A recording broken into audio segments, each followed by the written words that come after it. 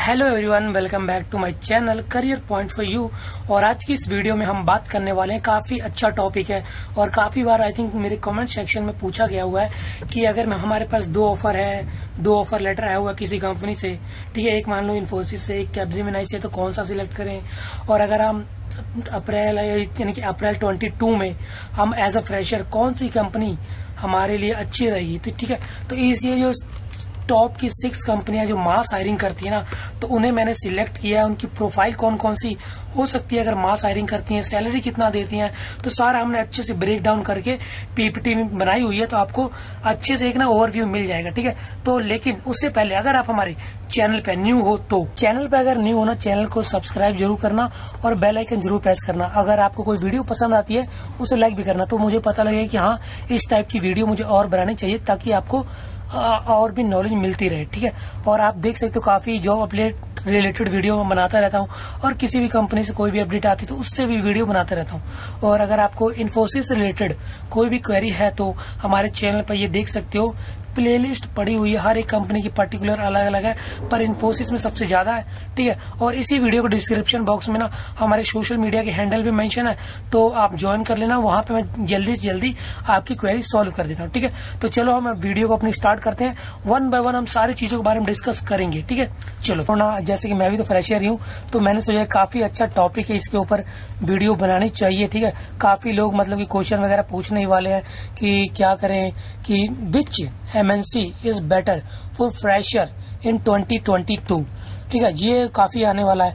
क्या हम सैलरी के क्या बोलते हैं, सैलरी के पीछे जाए या हम अपनी ग्रोथ के पीछे जाएं, तो इस वीडियो में मैं पूरा ब्रेक डाउन किया हुआ है, आपको अच्छे से समझ आ जाएगा, ठीक है। तो यहाँ पर topics to be cover in this video, तो कौन कौन से टॉपिक मैंने कवर किए हैं, जो यहाँ पे 6 कंपनियां मेंशन की हुई है ना, तो इनके सबसे पहले ओवरव्यू दिए हुए हैं, देन सैलरी स्ट्रक्चर, फिर मास हायरिंग कौन कौन सी प्रोफाइल के लिए होती है, और वर्कलोड किस कंपनी में कितना होता है।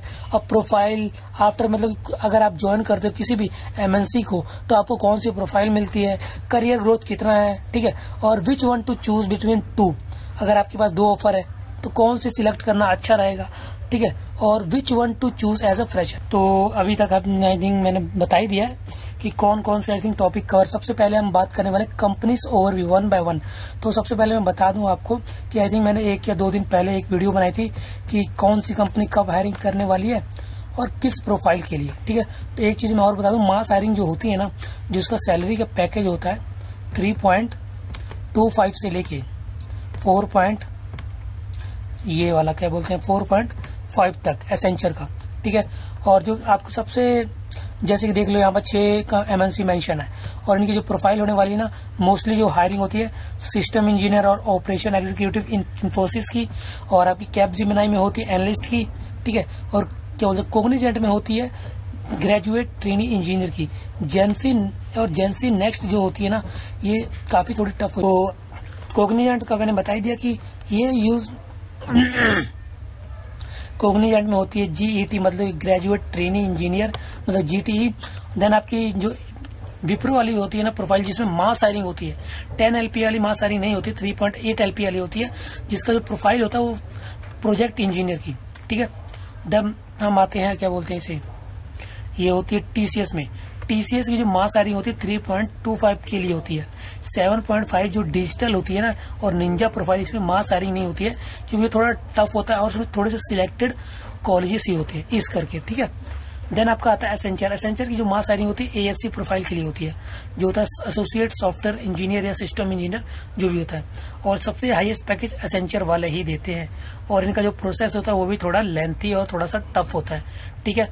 क्योंकि अगर आप इन्फोसिस एसेंचर को छोड़ के अगर किसी का भी काउंट करोगे ना, क्या बोलते हैं राउंड, क्योंकि एसेंचर में होता है पहले कोग्निटिव राउंड होता है, फिर आपका कोडिंग राउंड होता है, फिर कम्युनिकेशन राउंड होता है, फिर आपका TR होता है, फिर HR, मतलब टोटल 5 होते हैं। पर TCS और बाकी में आई थिंक 2 राउंड ही होते हैं, सिर्फ ऑनलाइन टेस्ट, जैसे कि इन्फोसिस में था ऑनलाइन टेस्ट और सीधे TR प्लस HR, ठीक है। तो ये बात रही इनकी ओवरव्यू की, बता दिया मुझे कौन कौन सी प्रोफाइल मिलती है, ठीक है। तो ये वाली जो वीडियो है ना, ये मेरे चैनल पर 2 दिन पहले आई है, जाके देख सकते हो, काफी अच्छे से मैंने बताया हुआ है। देन आता है सैलरी स्ट्रक्चर। तो ये मैंने ब्रेक डाउन किया ना कि सबसे ज्यादा कौन देता है, सबसे कम देता है, सैलरी किसका होता है, जिसकी सैलरी सबसे ज्यादा होती है।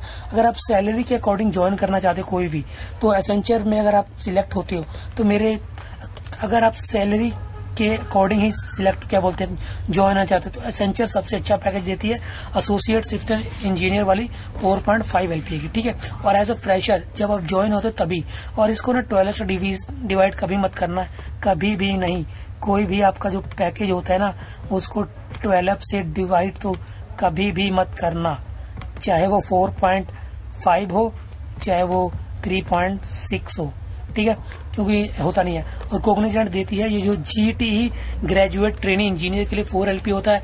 देन कैपजेमिनी, विप्रो, इन्फोसिस सबसे कम देती है TCS 3.25 के लिए होता है। और ये बता दूं सिर्फ और सिर्फ TCS जो मास हायरिंग होती है ऑफ कैंपस हायरिंग वो है, क्योंकि NQT वाला अलग है, TCS निंजा और डिजिटल बिल्कुल अलग है, क्योंकि उनका राउंड थोड़ा अलग होता है, थोड़ा टफ होता है। क्योंकि मैं खुद अपीयर हूँ तो मैं वो बता सकता हूँ, ठीक है। और सबसे जो बोलते हैं ना इजी टू क्रैक वाला जो होता है, आई थिंक इन्फोसिस, TCS और कैपजेमिनी का होता है। और सबसे जो टफ वाला होता है, सबसे टफ होता है एसेंचर का, अगर आप मास हायरिंग की बात करो तो, ठीक है, क्योंकि उसका राउंड और सारी चीजें अलग अलग होती है। तो ये है आपकी सैलरी स्ट्रक्चर की बात, ठीक है। देन हम आते हैं आपको कौन कौन सी प्रोफाइल मिलती है इस सैलरी स्ट्रक्चर में। तो मैंने पहले ही बताया कि ASC की प्रोफाइल होती है, एडवांस वाली नहीं। एडवांस वाली आई थिंक 7.5 या 9.5 या 6.5 होती है एसेंचर की, बट ये नॉर्मल होती है ASC जो 4.5 होती है। फिर आपकी कोग्निजेंट की होती है जो ग्रेजुएट ही होती है, कोई पोस्ट ग्रेजुएट भी होती है, ठीक है, तो 4 LPA ही मिलता है। जो एक होती है इंफ्रा वाली उसमें भी 4 LPA ही होता है, ठीक है। फिर आता है कैपजेमिनी का जिसको की सिस्टम एनालिस्ट की जो प्रोफाइल होती है, अगर आप कोई भी अपीयर हुआ होगा तो इसमें आई थिंक 3.6 की 3.8 होती है, ये पूरा मुझे पक्का नहीं पता, पर समवेयर 3 से 7.3 से 4 के बिटवीन ही होती है। और विप्रो में 3.6 होती है और 3.8 होती है प्रोजेक्ट इंजीनियर की। पर जो अभी रिसेंटली आया ना वो आई थिंक 10 से 11 के बीच है। वो इसलिए है क्योंकि उसका जो लेवल है ना थोड़ा टफ है और उसमें कुछ सिलेक्टेड कॉलेजेस ही है, Tier 1 और Tier 2, तो इसलिए वो जो प्रोजेक्ट इंजीनियर की जो जॉब का जो CTC है ना 11 LP है, तो यही कारण है। काफी लोग क्वेश्चन पूछ रहे थे कि इतना ज्यादा क्यों है। फिर इन्फोसिस की जो मास हायरिंग, ये सारी ना मास हायरिंग वाली प्रोफाइल है, ये याद रखना, क्योंकि कोग्निजेंट में जेंसी नेक्स्ट होती है और इसमें भी इसमें सिस्टम इंजीनियर होता है, कोई अलग होता है। इसकी प्रोफाइल आई थिंक 6.5 LP वाली भी होती है, TCS में भी होती है, इन्फोसिस में भी होती है। और ये जो है ना सारी प्रोफाइल ये सिर्फ मास हायरिंग वाली है, जो बहुत ज्यादा हायरिंग करती है वो वाली है, ठीक है। इन्फोसिस में आपकी सिस्टम इंजीनियर और ऑपरेशन एग्जीक्यूटिव की प्रोफाइल मिलती है और ग्रेजुएट इंजीनियर ट्रेनिंग होती है आपकी TCS में भी, और इसमें नॉर्मल इंजीनियर 3.25 LP होती है, ठीक है। तो हमने प्रोफाइल और सैलरी बता दी। देन आता वर्कलोड और प्रोजेक्ट। तो जैसे आपको पता है कि IT कंपनी अगर प्राइवेट जॉब है तो हर एक में ही वर्कलोड तो होगा ही होगा, ठीक है। और ये वर्क फ्रॉम होम होने से 8 से 12 घंटे तो होता है और कभी कभी 12 से 14 घंटे का भी काम होता है, डिपेंड करता है आपके प्रोजेक्ट के ऊपर। और but Infosys there is more workload as compare to any other company, ठीक है। That's why mass quit during financial year 2022 around 85,000। इससे पहले मैंने वीडियो बनाई थी जिसमें बताया था कि 85,000 ने अभी तक क्विट किया है इन्फोसिस, क्योंकि वहां पे वर्कलोड काफी ज्यादा होता है। और ये चीज ध्यान रखना कि ना वर्कलोड प्रोजेक्ट के अकॉर्डिंग भी होता है, ठीक है। तो ये बात रही हमारी वर्कलोड की। अब आती करियर ग्रोथ की बात, ठीक है। तो यहाँ पे मैंने बताया हुआ कि अगर 2 साल में आपका कहाँ पे जाता है, if we compare salaries after 2 years according to career growth, तो एसेंचर सबसे अच्छा पैकेज देती 4.5 LPA, जो आई थिंक 5.5 होता है लास्ट में जो 2 साल के बाद। और जो इन्फोसिस का भी होता है 3.6, जो 4 से लेके 4.5 के अराउंड रहता है। और TCS की सबसे कम जो रहता है, इसीलिए यहाँ पर 3.48 से लेके 3.8 से लेके 4.25 तक ही होता है। ये 2 साल के बाद की ये सारी जितनी भी है, ठीक है। और एक कोग्निजेंट की जो 4 LP है, ये कोई ग्रेजुएट इंजीनियर ट्रेनी या पोस्ट ग्रेजुएट इंजीनियर ट्रेनी या फिर इंफ्रा की प्रोफाइल के लिए 4 लाख मिलता है। और इसका भी आई थिंक समवेयर बिटवीन 4.5 से लेके 5 LPA तक, ठीक है। विप्रो में भी सेम ही होता है और कैपजेमिनी में भी सेम, ठीक है। तो ये जो है ना, ये 3 पॉइंट से लेके ये सारी जो है, ये सारा सबका ब्रैकेट आई थिंक 4 से लेके 4.5 तक ही होगा, इससे ज्यादा नहीं आता है। इसीलिए लोग ना, और मेरा मानना ये ना कि आप 1 से लेके 2 साल से ज्यादा काम मत करना, क्योंकि ना ऑब्वियस बात है, अगर आपका 2 साल बाद अगर आप मान लो 3.6 पे इन्फोसिस ज्वाइन करती हो और 2 साल बाद आपका जो 4.5 ही है, तो आप देख सकते हो एसेंचर इतना ही स्टार्टिंग में ही आपको हायर कर रही है 4.5 पे, तो आपने 2 साल तो एक्सपीरियंस का कोई फायदा नहीं हुआ। इसीलिए कम से कम 1 साल या 1.5 साल बाद आप क्विट करके जॉब चेंज जरूर करना, ठीक है। और हाँ, ये लास्ट में जो मैंने लिखा ना, your performance also matter in salary और करियर ग्रोथ। तो यार देखो, ये मैटर जरूर करता है, क्योंकि अगर आपकी परफॉर्मेंस अच्छी होगी, ये जो है ना 4.5 ये 6.5 या 7 भी हो सकता है, क्योंकि ये करियर ग्रोथ की ये आपकी जो परफॉर्मेंस होती है ना, आपको पता है कि क्या वो अप्रेजल वगैरह होते हैं जिसमें आपका पूरा इवेल्युएशन होता है अब साल का, तो ये चीजें बहुत ही मैटर करती हैं परफॉर्मेंस वगैरह, ठीक है। देन अगला है हमारा कि विच one to choose if you have 2 offer. अगर मान लो आपके इन्फोसिस और विप्रो है, दोनों का जो 3.6 से लेके 3.8 तक का है, तो ज्यादा सैलरी की बात करें तो ज्यादा कुछ है नहीं। फिर आते हैं हम ना, क्या बोलते हैं, ट्रेनिंग। तो ट्रेनिंग की बात करें यार, इन्फोसिस के आगे पीछे कोई नहीं है, क्योंकि इन्फोसिस की जो ट्रेनिंग होती है नेक्स्ट लेवल की होती है। वहां पे आपको जीरो से बोलते हैं ना, प्रो लेवल का कोडर बनाते हैं। कैपजेमिनी और विप्रो, तो मैं तो कहूंगा विप्रो, क्योंकि यहाँ पे थोड़ा सा केवल प्रोजेक्ट इंजीनियर की जो जॉब मिलती है, प्रोफाइल मिलती है, और इसमें मिलती है एनालिस्ट की। अगर आप कोडिंग में इंटरेस्टेड नहीं हो तो इसमें जा सकते हो, अगर इंटरेस्टेड हो तो कैपजेमिनी। इन्फोसिस और कैपजेमिनी तो इन्फोसिस, और एसेंचर विप्रो आई तो ऑब्वियसली बात है, एसेंचर का प्रोफाइल काफी अच्छी होती है, ठीक है।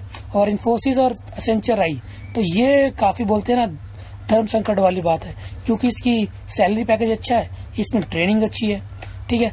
तो यही, और 2 साल बाद एसेंचर में आप पता नहीं कहाँ पहुंच जाओगे, आई थिंक 7 to 9 तक पहुंच सकते हो, पर इन्फोसिस में आई थिंक 6 तक की, 6 भी बहुत, अगर आपका परफॉर्मेंस काफी अच्छा होगा।